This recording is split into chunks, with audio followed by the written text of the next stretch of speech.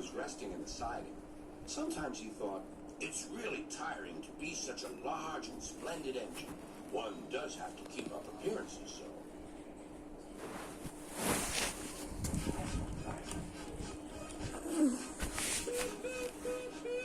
Hello, lazy bones, whistled Henry. What cheese, spluttered Gordon. That Henry is too big for his wheels. Fancy speaking to me like that. Me, who has never had an accident. Spark jams, whistles, and burnt safety valves, accidents? Asked Percy innocently. No, indeed. High spirits might happen to any engine.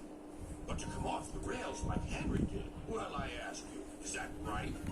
Is it decent? Then it was Henry's turn to take the express. Gordon watched him getting ready. Be careful, Henry. You're not pulling the flying kipper now. Mind you keep on the rails today.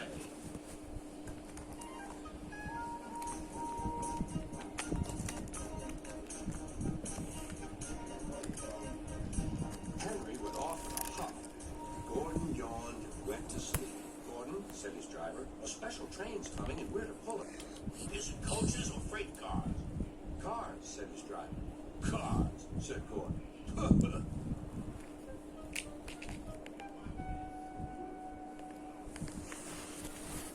Gordon's fire was slow to start. Edward had to push Gordon to the turntable to get him facing the right way. I won't go. I won't go, grumbled Gordon.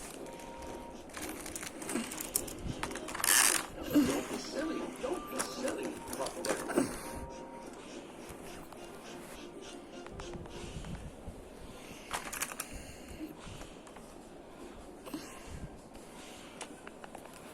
At last, Gordon was on the turntable.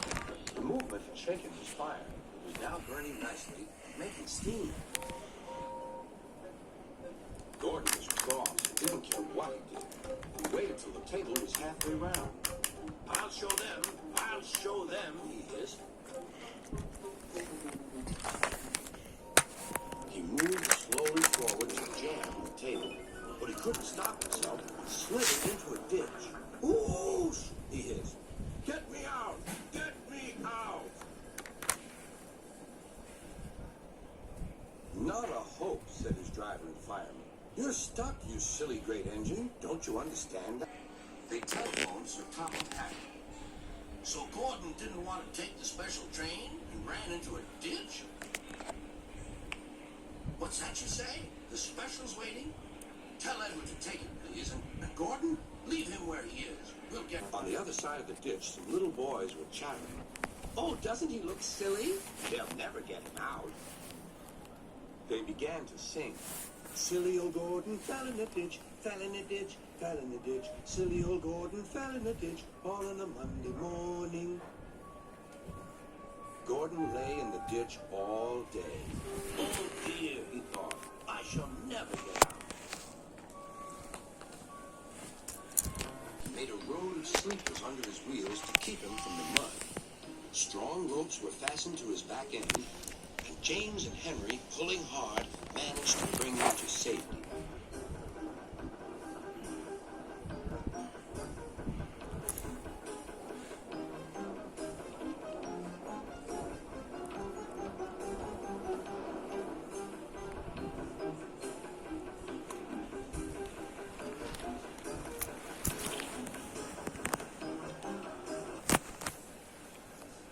Sadder, wiser engine.